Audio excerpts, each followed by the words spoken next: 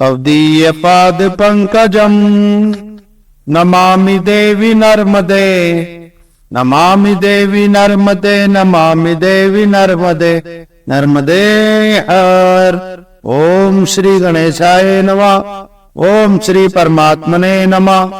नर्मदा पुराण 44वां अध्याय शूल भेद की प्रशंसा का वर्णन। नर्मदे हर। नर्मदा पुराण का अगला अध्याय सुनने के लिए मेरे चैनल धर्म यात्री को सब्सक्राइब करें, बेल आइकन पर प्रेस करें। मैया की महिमा को अन्य लोगों तक पहुंचाएं, वीडियो को शेयर करें। नर्मदे हर। श्री मार्कंडे जी बोले, राजन, नर्मदा के तट पर भगवान शंकर के द्वारा रचित तीर्थों में एक परम श्रेष्ठ तीर्थ है, उसे तुम सुनो। श्रेष्ठ, वह उत्तम मनुष्यों के मोक्ष के लिए स्थापित है। युधिष्ठिर ने कहा, पूज्य ब्राह्मण, मैंने आपकी कृपा से अनेक धर्म, अनेक तीर्थ और संपूर्ण दान धर्म के प्रसंगों को सुना है। अब मैं यह सुनना चाहता हूँ कि मनुष्य को संसार से छुटकारा कैसे मिलता है। जिस प्रकार यहाँ आना नहीं होता, मोक्ष की प्राप्ति होती है। ब्राह्मण श्रेष्ठ, प्रसन्नता पूर्वक यह मुझसे कहिए। मार्कंडेय जी ने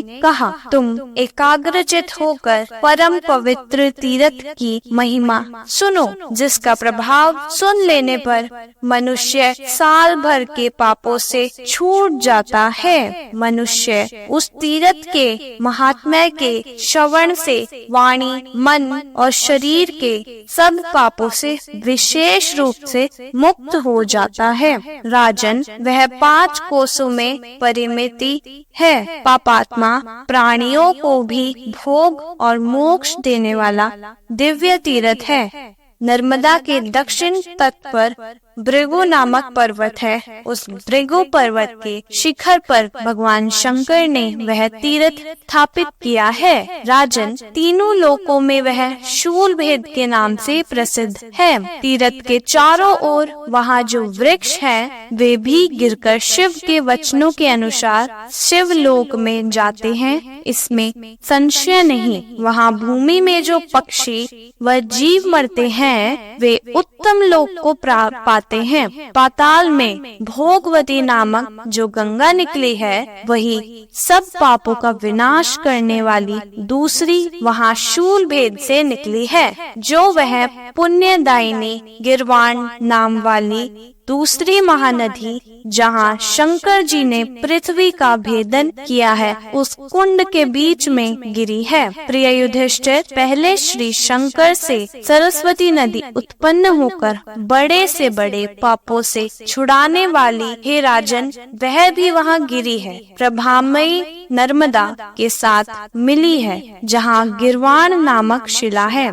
उसी तीर्थ में वह परम पवित्र तीर्थ है। वैसा तीर्थ ना हुआ होगा केदार, प्रयाग, कुरुक्षेत्र और गया अथवा अन्य तीर्थ उसकी 16वीं कला को भी नहीं पा सकते। जो तीर्थ प्रत्यके होकर 5 स्थानों के रूप में स्थित है, उन्हें संक्षेप से अलग से कहूँगा। जिस प्रकार नाभि अर्थात मध्य श्रेष्ठ में गया पुण्यप्रद है, चक्र तीर्थ भी उसके समान है। धर्मारण्य में कोप स्थल की भांति शूल भेद भी परम पुण्यदायक है।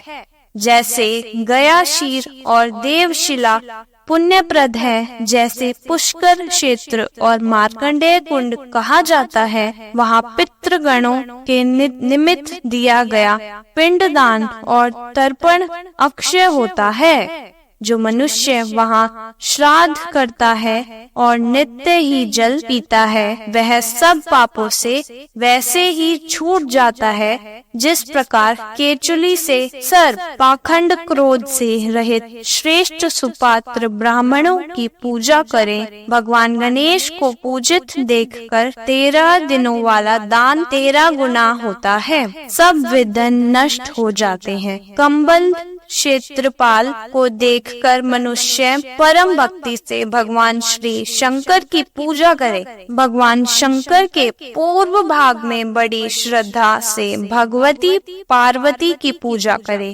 पश्चात गुहा में निवास करने वाली मार्कंडेश की पूजा करें। भक्ति पूर्वक ऐसा करना से मनुष्य अज्ञान और ज्ञान पूर्वक किए गए सब पापों से छूट जाते हैं। गुहा के बीच में प्रवेश कर मनुष्य 3 अक्षर वाले आकार का या उसमें उपलक्षित ब्राह्मण अर्थात वेद के सूत्रों का जाप करे।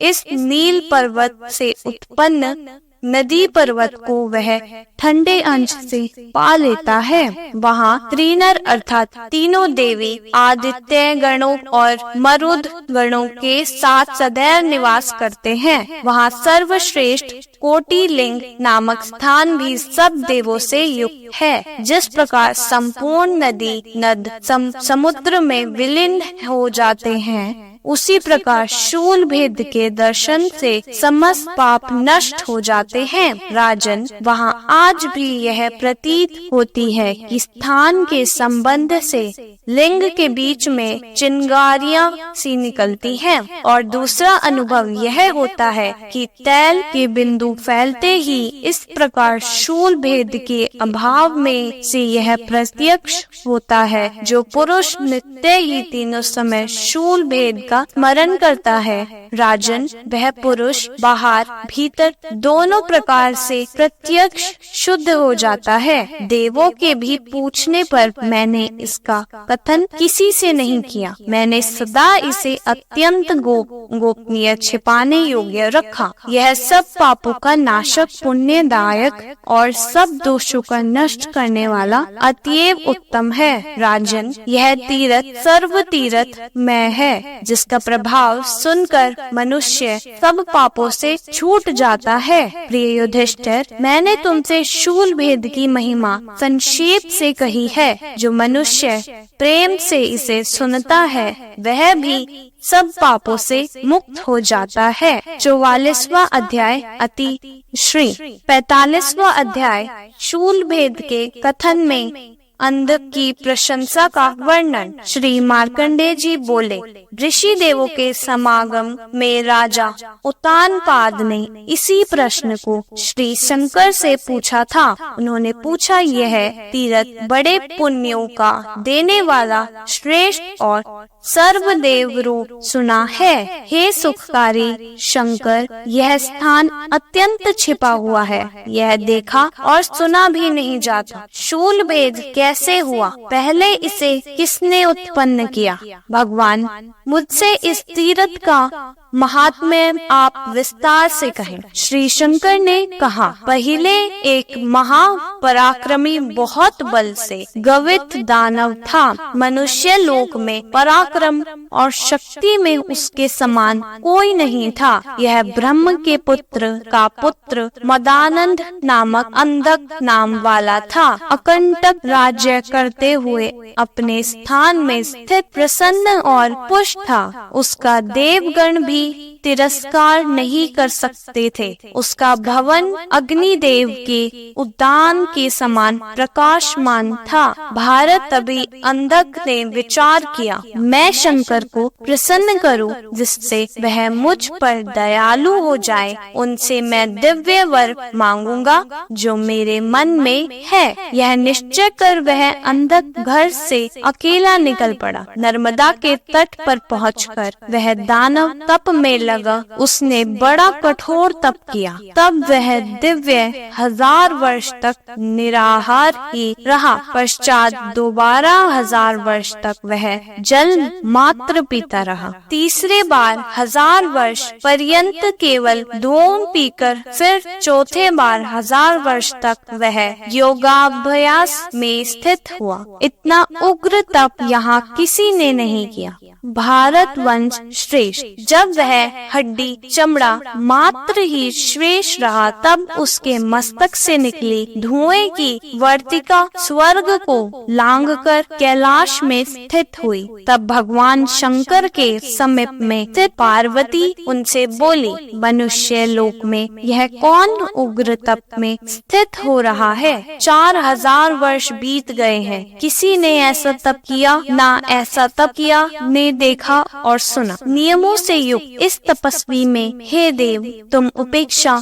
क्यों दिखाते हो? हे ईश, सबको तो तुम थोड़े तप से शीघ्र फल दे देते हो। हे महेश्वर, मैं आपके साथ आज अक्ष क्रीड़ा नहीं करूँगी। भक्त वत्सल, जब तक इस दानव को नहीं उठाते, श्री शंकर ने कहा, सब लक्षणों से संपन्न महादेवी बहुत अच्छा। मैं कलेश पाते हुए तप कर रहे उस दानव को नहीं जान सका, उस पर मेरा ध्यान नहीं गया। भद्रे, तुम अपने परम पद का चिंतन करते हुए मैं योगाभ्यास में स्थित था, तो आगे मेरे साथ तुम चलो जहाँ वह दानव तप कर रहा है। तब पार्वती के साथ महादेव शंकर गए। भगवान शंकर ने अस्थित चर्म श्रेष्ठ उसे देखा। देव, वह आशुतोष प्रसन्न होकर बोले, दानव श्रेष्ठ, तुमने भयंकर, रोमांचित या कंपाने वाला तप किया है। वत्स, बताओ तुम्हें ऐसा घोर तप क्यों किया? बेटा, जो तुम्हारे मन में हो कहो, वह वर मैं दूंगा। अंधक ने कहा, हे शंभु, यदि तुम मेरे ऊपर प्रसन्न हो और वर देना चाहते हो तो हे महेश्वर, मैं सब देवों को जीत लूं, यही दो। शंकर जी ने यह कहा, स्वप्न में भी तुम कभी देवों से युद्ध ना करना। जो असंभव हो और जो मन को ना रुचे वह कहना भी ना चाहिए। अतः अन्य कुछ तुम्हारे मन में जो हो वह तुम मांगो। स्वर्ग में, पाताल में, मनुष्य लोक में स्थित मन चाहे विविध भोगो। स्वर्ग में इंद्र की भांति तुम निष्कंठ राज्य करो। शंकर के वचन सुनकर वह अंधक अनमना हो गया।